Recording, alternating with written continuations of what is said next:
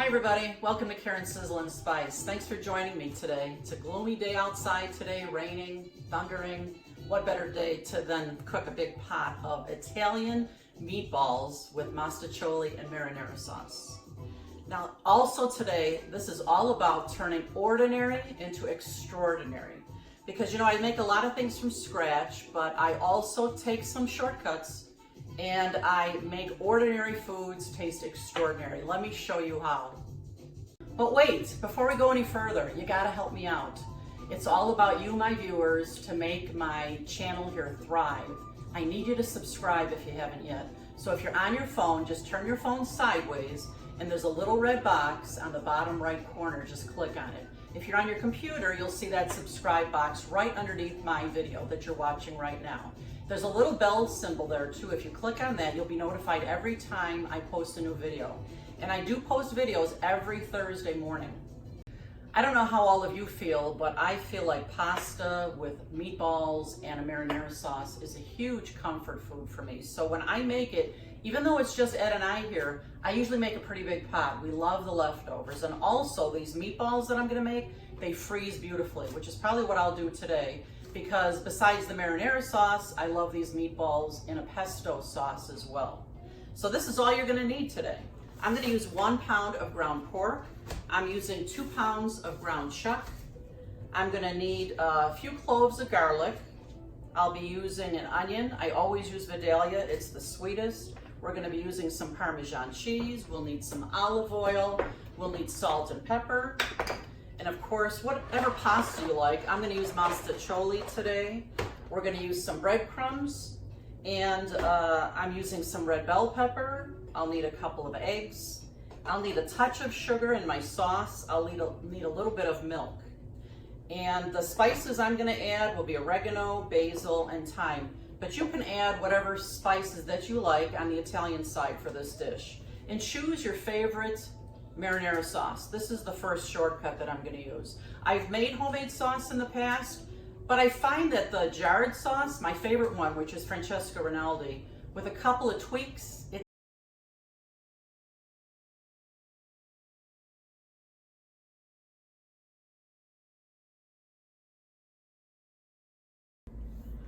Okay, we're gonna do 2 things to get this meal ready. First, I've turned my oven on to 375 because yes, we're going to roast those meatballs right in the oven to brown them. We don't need to do it on the stove top and make a huge mess.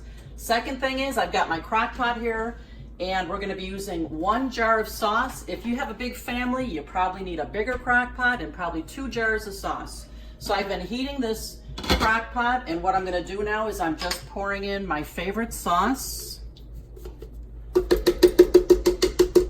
And then you don't want to waste a drop, and that sauce will be too thick if you don't add some water. So I usually, for every jar of sauce, I add about a half a jar of water, and I shake it up, and I add it to the sauce here. The next thing I do is I'm going to pour in a few tablespoons of olive oil.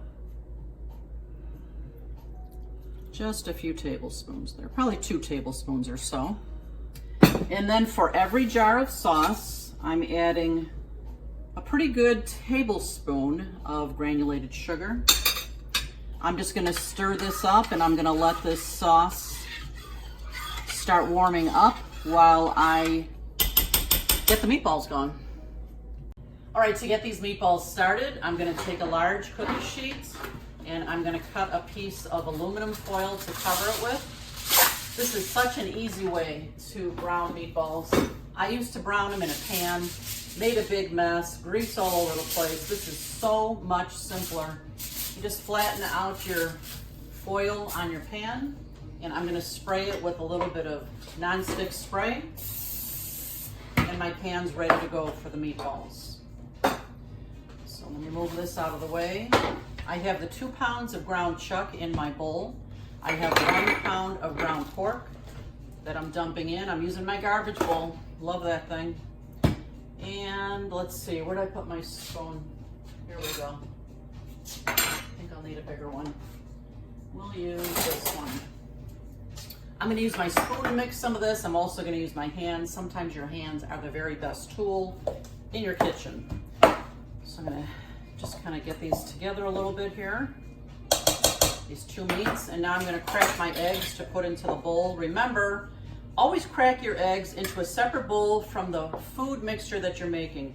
Sometimes if you get some shell in it, it'd be lost in the bowl. You wouldn't be able to find it. If you put it in a small bowl like this, you can see if you have any eggshells in it. You can also see if you have a bad egg, and believe me, you'll know if you have a bad egg because it will smell terrible and it'll look horrible.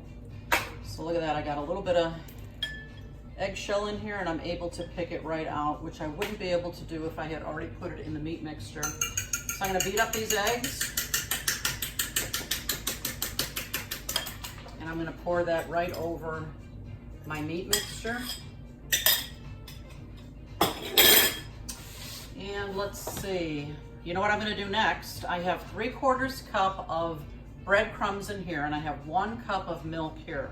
I swear this is the key to a light, kind of fluffy meatball as opposed to hard, coarse meatballs that just don't taste as good.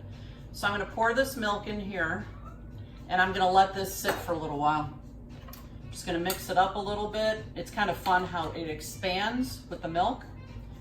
This will be the last ingredient that I'll add to my hamburger mixture. So we'll give it a few minutes to soak up all that milk.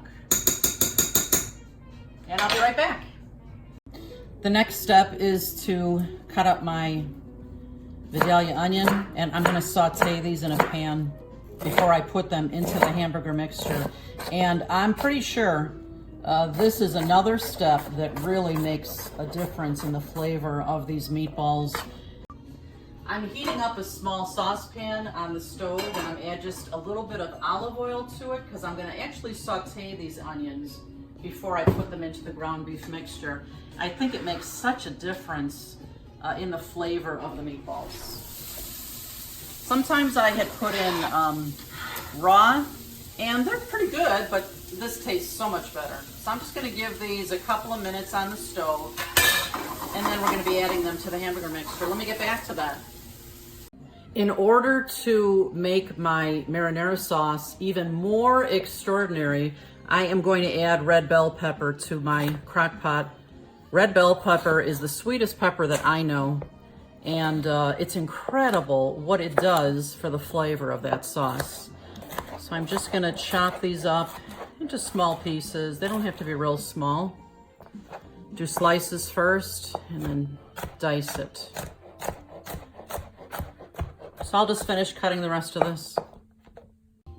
All right, I'm gonna add these red bell peppers to my crock pot after I've chopped them up. Like I said, you'll love the flavor this will bring to the sauce. And I'm gonna give it a stir just every once in a while. Give the crock pot mixture a stir. You can turn it down to low if it starts boiling too much. But again, what's gonna make this sauce even more extraordinary is once I get those meatballs in there, the juice from the ground beef and the ground pork and all those seasonings are gonna marry with that sauce. It's going to be delicious. All right, while the onions are continuing to saute, I'm gonna add more spices. This is where we're gonna spice it up. I'm gonna use, some pepper. Probably about a 1/4 teaspoon of pepper. I like pepper. And then we're gonna put in about 1/2 teaspoon of salt. And if you're not sure of how much spice you wanna put in, just put a little in to start. And then you can always taste the meatballs and add more if you like. I'm adding in some basil, some dried basil. And I'm just putting in about 6, 7, 8 shakes. I'm gonna do the same thing with my dried oregano, about a 1/2 shakes. And the thyme here, I'm gonna put a little bit of that in. It doesn't have a shaker on here, so I'm just pouring, it's probably about a 1/4 teaspoon or so into my mixture. I'm adding in a 1/4 cup of grated Parmesan. And now I'm gonna add that, come closer, Ed, see how thick this got here. That milk mixture with the breadcrumbs. I'm gonna pour that right into my beef mixture here. Now that these onions have been sauteing for a few minutes, you see they kind of become translucent. That's about all they need in here. I'm going to add chopped garlic right to it. Actually, I'm using my garlic press. I'm using about 3 garlic cloves.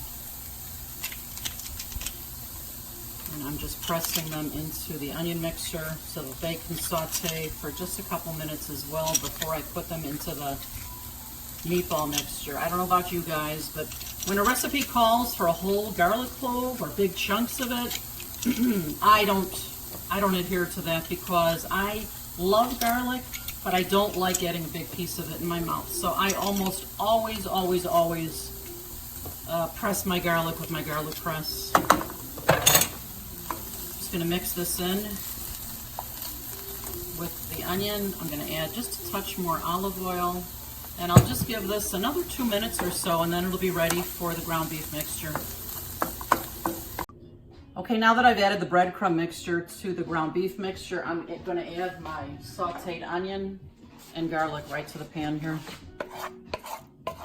I gave it a chance to cool off a little bit because I'm going to use my hands to mix up this meatball mixture. And here we go. I'm going to start with the spoon a little bit. This is going to make quite a few meatballs. And again, like I said, I always like to make extra so that I can freeze them. I'll probably use half of these in my marinara today, and I'll put the other half in my freezer. So now I need to get in here with my hands and really mix this up good. Here we go.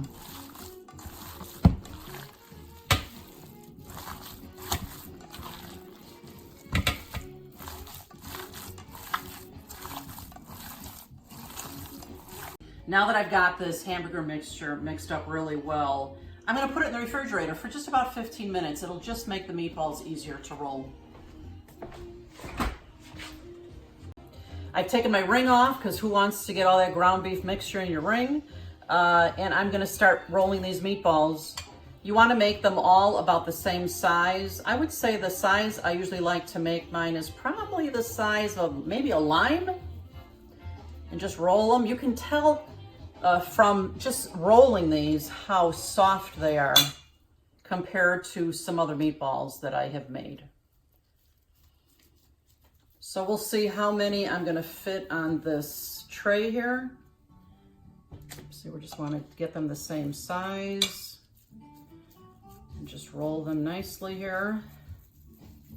These are going to brown up beautifully in the 375-degree oven. You know, sure, you could make meatballs easier if you wanted to without all these extra added ingredients. You can just use ground chuck, some salt and pepper, and throw them in the oven. But I like to turn the ordinary into extraordinary. And with these efforts, with the onion and the breadcrumb and all the spices, you're going to be so grateful that you did that because it just tastes so good.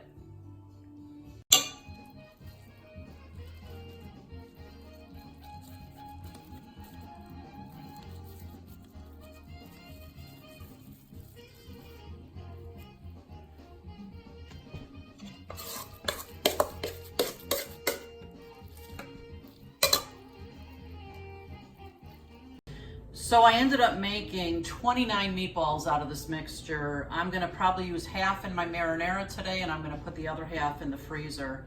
Now they're pretty good sized meatballs, so if you made them smaller, you know, you could have made 30 or 40 meatballs with this. It all depends on how big you wanna make them. I'm gonna put these in the oven now. Remember, the oven is preheated at 375. I'm putting them right in the middle of the stove. And we'll check them in about 20 minutes for doneness, and I'll be back then. I'm going to make 1 pound of mostaccioli to go with my marinara sauce and meatballs. So I have filled a big pot about 3/4 the way full, and I'm going to turn the burner on to high. If you're lucky like me, your oven might have this really high flame.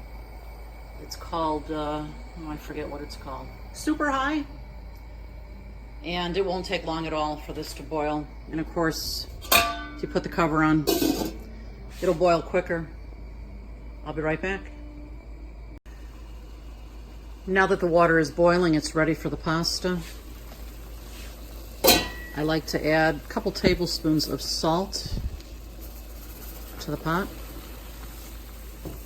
mostly because it's fun to see it bubble up. And then I'm going to just pour in my box, 1 pound box of Mostaccioli Regate, and give it a stir. I'll stir it every couple of minutes so it doesn't stick together. It's going to take about 13 minutes till it's done. And I always taste it before I drain it. I'll be back when it's ready. Okay, so Eddie and I are getting pretty anxious for these meatballs. It's been 20 minutes. Let's give it a look. Ooh, those look beautiful. And the smell coming out of that oven is just wonderful. I think I'll give them another 5 minutes. I'd like them to be just a little bit browner. I'll be back. And these meatballs are ready to go. They took about 25 minutes in the oven. Look how gorgeous these are, Ed. Come closer. Look at those. There's no mess way to make these meatballs. Boy, that platter's pretty heavy. So I'm going to turn my oven off. And I'm going to put about half of these meatballs into my sauce here. And they will cook longer in here. You could leave these in here for hours if you like. 1 hour would probably be all you need, but you can leave them in even longer. I think that the longer it cooks, the better it tastes. I wonder if anybody was counting, because I wasn't. Were you counting, Ed? Let's see. It's 8, 9, 10, 11, 12, 13, 14. So we'll put a few more in the pot. And again, every once in a while, I'll give these a stir. If it's boiling too much in there, you can always turn it down and just keep it on warm. That's the beauty of a crock pot. Now the rest of these meatballs, I'm going to use another day. All you need to freeze these is a strong storage bag. The Ziplocs are good, the thick ones, the freezer bags, because you don't want them to get freezer burn or anything. And I'm going to let these cool for at least 15-20 minutes before I put them in here, and then I'll throw them in the freezer for next time. It's time to drain the pasta. This is the best colander I've ever found. I'll leave the link for it for you guys in the description of the video. I don't know why they didn't invent this sooner. Maybe they did and I just didn't know about it. But the arms actually outstretch to fit any kind of sink. You push this part down, which makes this thing really indispensable to me in my kitchen. It's easy to use, to store, and to clean. Now I'm just going to grab the pasta. It's done just like the package directions said after 13 minutes. Drain it in the sink here.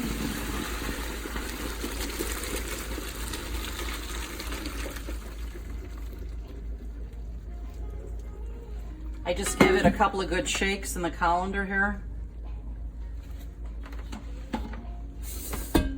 And then I'm going to pour it right back into the pot. And there we go. Well, it's our favorite time of the video. It's time to taste. Love you, hon. Could you smell this cooking upstairs? Oh, the garlic is just floating right up to the office. Okay, I've already put some in a bowl for you. I've got my pasta in here. I'm going to open up the pot and give myself a meatball here. This has been cooking for just about an hour. But you know what? I'll let it cook a little longer before I put the rest of it away for tomorrow. I'm just going to put some sauce. Oh my gosh, I can smell the red bell pepper in there. Go ahead, dig in. Oh yeah, we're going to use cheese. Ed loves the grated parm. That's already grated. I love the fresh parm, and I'm going to use my microplane to make it snow on this pasta and meatballs. Go ahead and dig in, Eddie. Ugh. I wish you could smell our kitchen now. It's heavenly. These meatballs are like so soft, so tender. How does it taste? Let me try a piece of pasta. And that meatball, I gotta try it. Might be a pretty big bite, but you know what? I don't care.